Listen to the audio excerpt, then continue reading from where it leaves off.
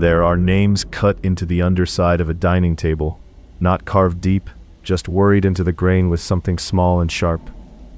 9 of them, one to a chair, birth years and death years running clockwise around the wood.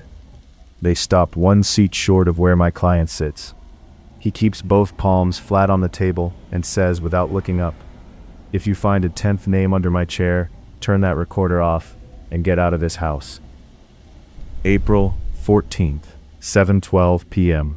Field notes. Vale Family Project, client August Vale, Bell County. He wants audio instead of paper files until I verify the line. Fine by me. Genealogy is mostly courthouse basements and water-stained photo albums. Audio's cleaner. He found me through the State Historical Society. Paid half up front with a cashier's check, which never happens. Wants the whole reconstruction, direct line, collateral branches, cemetery work, probate, church registers. The house sits 12 miles out on County Road 6. White gone, the color of skimmed milk. No stock in the fields. No mailbox for a mile but his. He's maybe 55. Pressed shirt, nails cut square. The sort of man who wipes a counter he's already wiped. Before I opened my laptop, he told me one thing. Every Vale in this county has died inside this house. If a record says otherwise, the record is wrong. Then he took a key from his pocket and unlocked the dining room. 8:03 p.m. Mr. Vale stepped out for coffee. I want this on record while it's fresh. The dining room is formal in a way nobody furnishes anymore. Plastic runner on the sideboard, a row of porcelain figurines. A grandfather clock stopped at 2:50 and not wound in years. The table seats 10, oak gone soft at the edges with age. My shoe caught the underside when I sat. That's when I found the names. They run along the apron under each place, 1 person per chair.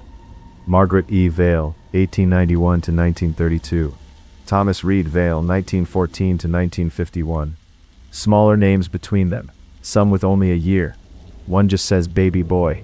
9 complete names, 1 long blank stretch of wood under the head of the table. He came back with a tray, 2 cups, 2 saucers.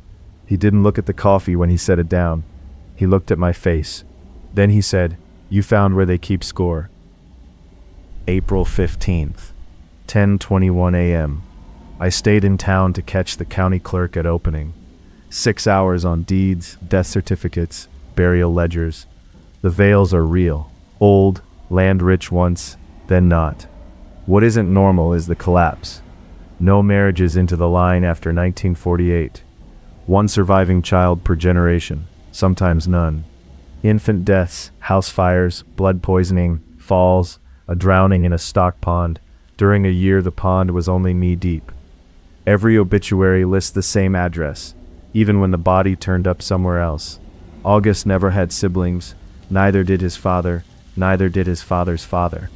A family tree is supposed to branch. This one narrows like a knife being sharpened. The clerk, Darlene Hurst, asked who'd hired me. I told her. She stopped stamping a deed halfway through. "Oh," she said, "he's reached that age then." She wouldn't say what age.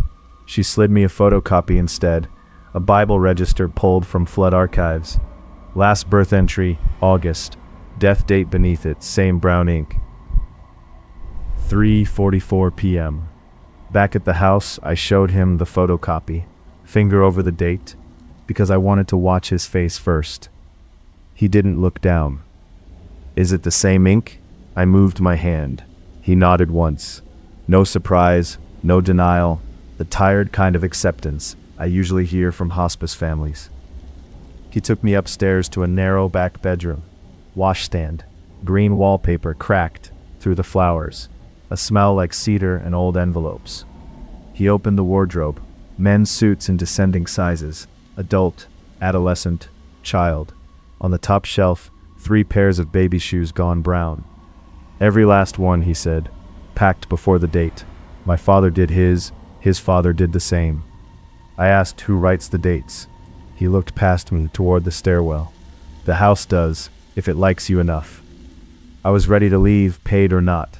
Then I stepped into the hall and saw a line cut into the wallpaper at shoulder height, thin as a razor drawn once across skin. While I watched, a second line opened beside it. 5:02 p.m. I'm recording from my car in the driveway. I need a clear account before I decide if I'm going back in. Grainer gave me the same shape of answer everywhere I asked. Gas station, diner, post office. The Vales never sell that house because nobody outlives the last owner long enough to inherit it. They don't marry out because spouses leave or don't last. They never add rooms because the rooms they have are always enough. At the diner, a man named Kenny Bell said his grandmother did kitchen work there in the 30s. New babies were never named for the living, only the dead. Keeps the count straight, she told him. I went back for the source, not the folklore. Vale met me at the door with a legal pad. Names missing from the county index, cousins on private land, a stillborn girl, a farmhand with Vale blood his father never claimed. The pad shook in his hands. Somewhere behind him, deep in the house, a child coughed. He closed his eyes. That happens now, he said. 8:16 p.m. I'm inside again. If this is the file that gets found, I know how that sounds. I stayed because he finally told me why he'd hired me. He needed proof no living Vale existed anywhere, not in county records, not out of state, not through a changed name or an illegitimate line. Because if one branch was still growing somewhere, the house would keep reaching for it. He took me up a staircase I hadn't noticed, behind a latched door off the kitchen. Steep and narrow, plaster sloping close over the steps. At the top was a nursery, not abandoned, prepared. A crib made up with fresh sheets, bottles washed and set to dry on a towel, a mobile turning slowly, though the air up there was dead still. Every wall was covered in the same scratched marks from under the table, names layered over names, over floral paper, over paint. The newest, low near the baseboard, August Vale. While I watched, the plaster under it whitened and split open, and a second line began forming after his name. 8:41 p.m. This is happening fast, so I'll say it plainly. I told him we were leaving. House, hotel, sheriff, I didn't care. He wouldn't move from the nursery door. There was a son, he said. Mine, 3 days old. I had the record amended, paid cash, buried him under his mother's name 2 counties over. I thought if the house couldn't count him, it would stop at me. The cough came again right beside the crib. I didn't see a child. I saw the mattress dent, a handprint pressed into the sheet, small and damp, darkening the cotton like pond water. Then another beside it. He crossed the room and put both arms down into the empty crib. They closed around something with weight. His shoulders jerked. Blood came through the front of his shirt. Not a spray, not a cut, but small punctures opening one after another, like teeth working from inside what he was holding. He went down on his knees and didn't let go. Under August Vale, a new name finished scratching itself into the wall. Elias. 8:44 p.m. I'm on the stairs. I left the bag, left the pad.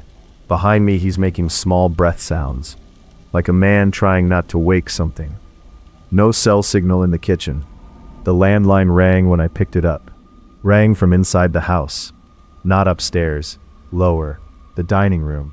I followed it because the recorder was still in my hand, and because there's a point where your brain goes narrow and stupid and documents the thing that's about to kill it. The dining room light was on. Every chair stood pulled out from the table but one. Under the head chair where the wood had been blank that morning, a fresh cut curled, with wet wood shavings. August Vale, a birth year, a death date that used to say Thursday and doesn't anymore. Something knocked once from under the table, not loud, just knuckles on oak. I crouched. 10 pairs of feet faced the empty chair, bare feet, small ankles, mud on the heels, one pair of polished black Oxfords I'd seen an hour ago. A voice underneath said, clear as anything, there's room for the researcher too. If you want to hear what they pulled off that recorder when they finally went back for it,